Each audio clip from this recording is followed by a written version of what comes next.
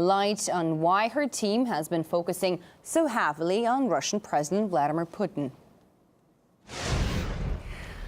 Well, for more on this story, let's now cross live to our correspondent Caleb Maupin in New York City. So this is an email exchange between columnist and Clinton ally Brent Budowsky and campaign chief John Podesta.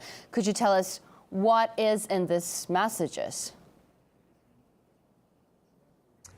Well, the recently revealed email conversation between a columnist for the U.S. political newspaper The Hill and the chairman of Hillary Clinton's campaign.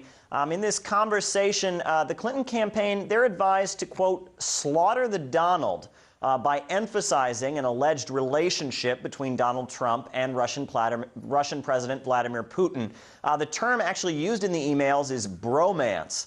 Now, furthermore, the emails make reference to a need for 20,000 foreign troops in Syria, 3,000 of which would be American troops. Let's take a listen to what was said. Walk back and escape from her statement that finally we are where we need to be against ISIS. We are not where we need to be. We are far from it. Most voters do not believe it. And when the next terror attack comes in America, which it certainly will, she will be branded in hot iron with that statement. Now, like other previously leaked emails, the new batch of documents sheds light onto what goes on behind closed doors in Hillary Clinton's campaign. There is, of course, no way of verifying, however, if this advice was followed. Well, thank you so much for this update. That was RT's reporter Caleb Maupin there in New York City. And we can now speak with the journalist involved in that email exchange. Brent Budowsky is a columnist for The Hill and the Huffington Post and an ally to supporter of Hillary Clinton. Well, it's nice to see you here. Thank you and welcome to the program. So to start with, can you actually confirm that these emails are authentic? And if so, what do you think about them being released by WikiLeaks? Well, first of all, the part about branded with a hot iron is not authentic. I went back and looked at the original email after I saw you segment it an hour ago, and that was not in there. I don't talk that way. I wouldn't say that, and that was not in any of the emails. So whoever added that fabricated that. As far as slaughtering Donald Trump about it, yes, I said that. And the rest of it fundamentally does reflect my point of view. Point number one, and I want to answer the American, I think he was, who was on an hour ago as well. Number one, I believe that Bashar Assad is a war criminal. I believe that Bashar Assad and Putin's Russia are killing many civilians. Most of the civilians killed are killed by them with the bombing in Syria. I've written that in columns. I've said that on television in America. I've said that on RT as recently as 3 or 4 weeks ago. Next, I believe that the espionage directed against the American election by the Russians, which is the opinion of almost everybody in American law enforcement, everybody in American intelligence, almost everybody in Congress that has spoken about it. I think it is a terrible mistake. I think it's a horrible thing to do. And I made the point in that memo that you did quote, the part that was accurate, not the part that was not, and I believe it, that I think it is a terrible political blunder and a terrible foreign policy blunder for Donald Trump to be praising President Putin. I don't think it helps Donald Trump or President Putin to be praising him, and I don't think it helps him to be doing espionage against American election systems, against the American, the leaks, the hacking and all that, which obviously helps Donald Trump, or they thought it would help Donald Trump. I think it's backfiring. What I also wrote in that memo that you could see in your screen, it wasn't quoted, but I wrote it, it was in there, is the chances that President Putin supports the removal of Bashar Assad is about equal to the chances that I am invited by the College of Cardinals to be the next Pope to succeed Pope Francis. He won't do that. And I was very skeptical of the diplomacy at the UN. I supported it. I wished it would work. I said we should hope it would work. But no, I didn't think it would. Obviously, that was proven correct. I warned against putting too much faith in it. And I just think the whole thing is a major, major mistake by Russia. to try to intervene in the American elections. And I said that again here, RT, American TV, in column after column, and yes, in private emails to Podesta. I'm not a warmonger, but I want to kill ISIS. I don't want to be bombing civilians, as Russia and Syria are, according to almost all international experts who are credible. I think that's wrong. I think it's a mistake. I think it should stop.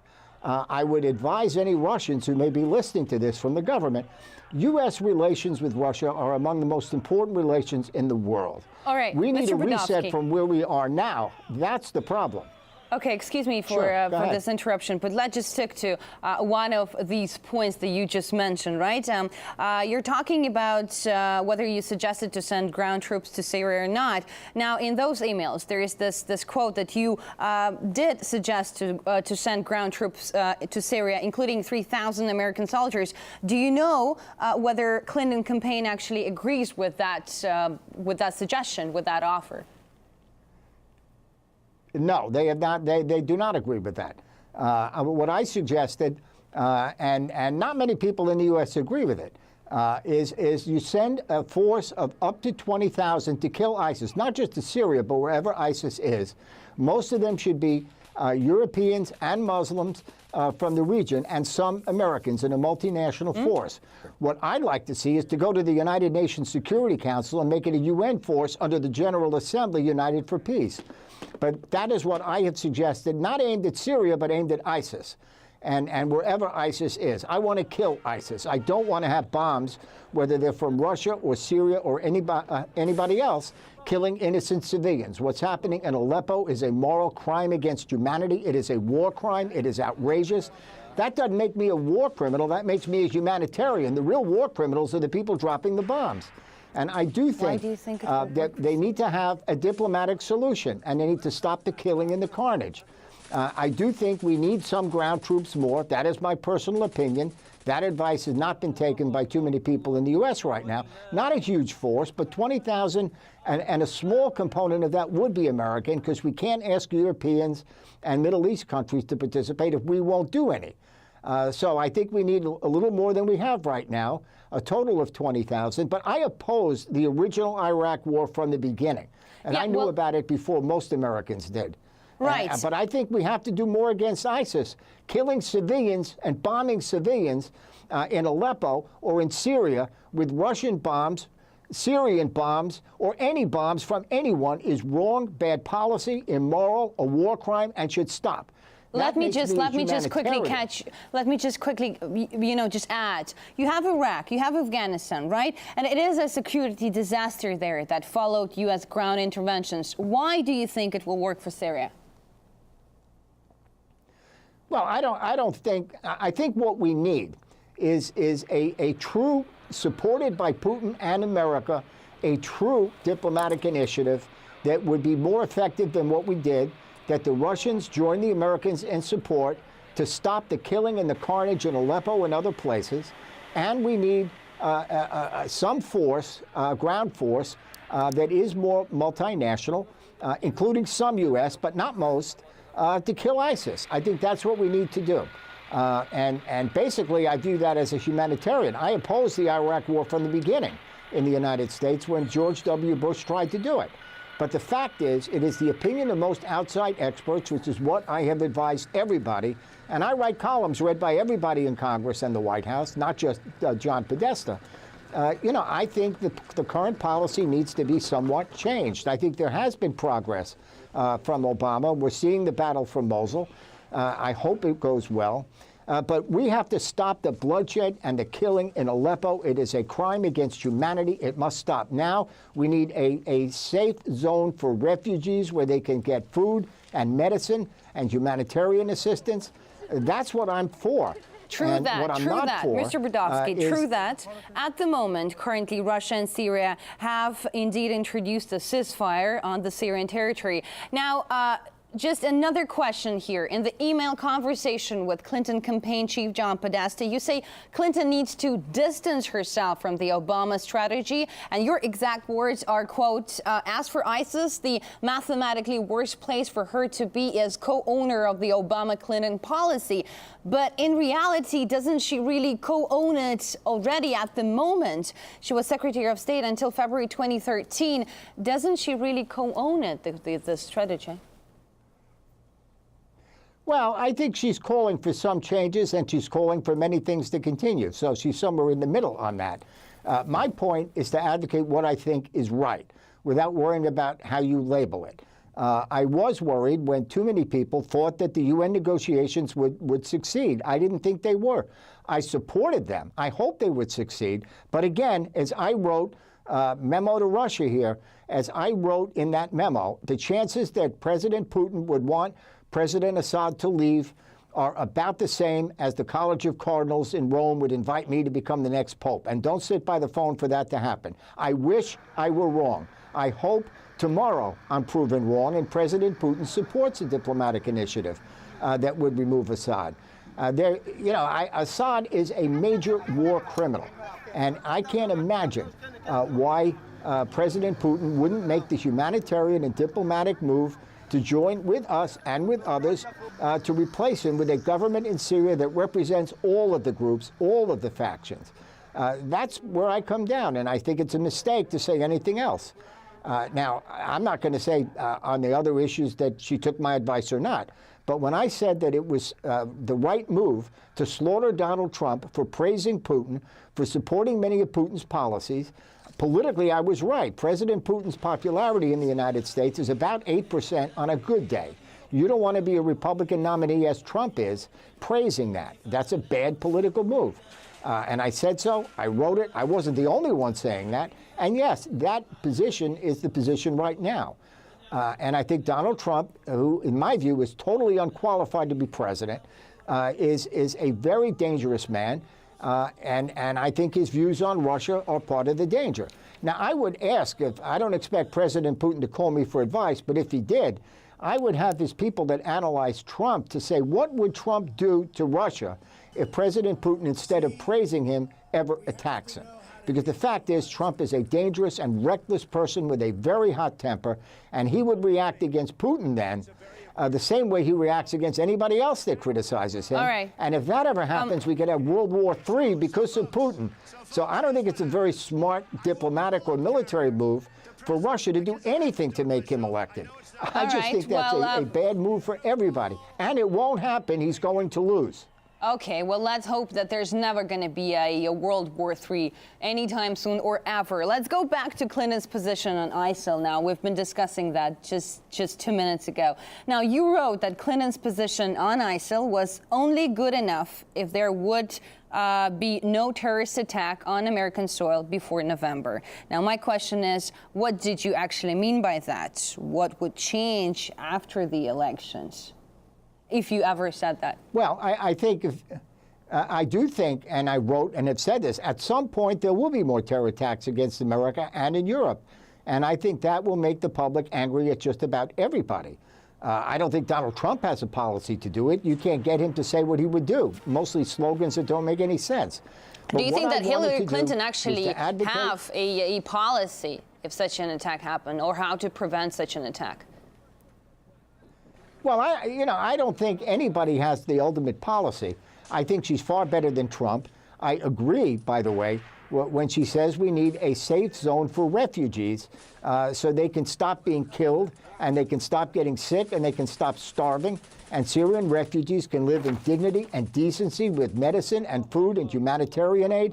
And I would urge the Russians to agree with that. I think it's in Russia's interest. I don't think it's in Russia's interest to be looking like they're propping up Assad, a war criminal, supporting Donald Trump, who's a clown, and letting the carnage go on while Russian and Syrian bombs continue to fall. I'm glad there is at least a short-term ceasefire. I hope it is extended. I think in Secretary of State John Kerry, you have someone who wants to look out for the people in a responsible and reasonable way. and I'd suggest working with him. But when he meets with Lavrov, nothing happens, and the bombs continue. It's bad for Russia, bad for Syria, bad for the world. And I would just advise the Russians, I don't write private emails to Vladimir Putin, but if he ever hears this, you should do the responsible thing. Stop trying to affect the American elections. That is going to poison American-Russian relations for a generation. If it Mr. continues. Podowsky, I've got a question. Assad? I've got a question. Yeah. Now, you just mentioned stop affecting American elections, right? Well, let's just go back and talk about this so-called bromance between Trump and Putin, alleged links between the two. Now, in one of the emails, you talked about the so-called bromance. And in the last presidential debate, actually, Donald Trump stressed that he has never even met Putin in his entire life. So does any such bromance actually exist, or is there actually evidence that such a bromance exists, or is it just something that's been played out by the Clinton team? Oh, no, I think it's true. Now, I'm not suggesting that Vladimir Putin and Donald Trump play golf together or go to bed together when I say bromance. I didn't invent that word. I just used a word that other people have used. But obviously, I don't think it's helpful for an American presidential candidate to be praising a Russian dictator. I'm sorry. I said that. It's true. I don't think it's helpful for a Russian president to be helping to try to elect a Republican as the American president. I don't think that's smart for Russia from a security, political, or moral point of view. U.S.-Russian relations are far too important to be playing these games, okay? I want better U.S.-Russian relations. We need a reset from where we are today. That's what we really need. And I will tell you that if President Putin acts in a way that would promote better relations, sincerely, the United States would respond. That is my best wish. But until then, I'm going to write columns, memos, go on television, go on Russian television, American radio, and tell anyone I know that the status quo as it exists is not acceptable. We cannot have an American president chosen under the influence of a Russian president. It will not happen. Trump is going to lose. Let me just interrupt you here. Again, coming back to the question that I asked you before already, is there actual evidence that there are links between the two, between Donald Trump and Vladimir Putin? Everybody's talking about that there are ties, but there's actually nothing being presented as real evidence that there is such a strong, as everybody's talking about, connection between the two. So where is the evidence? No, the evidence is that the Central Intelligence Agency and American FBI and most intelligence agencies around the world believe, are convinced, are totally convinced that Russia is behind much of the hacking of the emails. Russia is behind attempts to infiltrate American election machines. Even so we just need to take their word disagree with Trump about this and agree with me. Excuse me? So we just need to take their word for it. I'm sorry, there's nothing being actually shown. Look, I will tell you right now, we'll see how much influence I have. I have urged the American government to publicly release the proof. Now, for intelligence reasons, as Americans and Russians both understand, they're reluctant to do it. But every single law enforcement and intelligence office and official that has looked at this, not just in the United States, but among our allies that has looked at this, they all believe it's true. The House Speaker, Paul Ryan, who I don't agree with much about anything, he has talked about this. Major Republicans have talked about this. That issue is only disagreed with by Donald Trump, and that's why I think he's doing so badly. Most people don't agree with him about this. There's but plenty again, of there evidence, is nothing being to the published. Law enforcement and oh, I wish they'd publish all of it. And I understand why they're reluctant to for intelligence reasons. We'll see whether they ultimately do or not. But I will tell you this, when the President of the United States and the Secretary of State and others have said the United States will have an appropriate response at an appropriate time, I suspect it will be soon. I suspect it will be significant. I don't know what it is. I hope it doesn't have to happen. But whether that happens depends on what President Putin orders in Russia. if he takes the kind of advice I'm suggesting to reset relations again in a more positive way in Syria and to stop trying to interfere in our elections, that will have a happy ending for Russia and for America and for anybody. If he continues the bombing of civilians, if the ceasefire stops and with Assad, that's going to be bad for Syria and bad for Russia. That is also going to precipitate more problems with the world community, not just the United States. And the hacking and the attempts to influence the election, that has to stop. We are running out of time. It was a pleasure to talk to you, and thanks again for being here.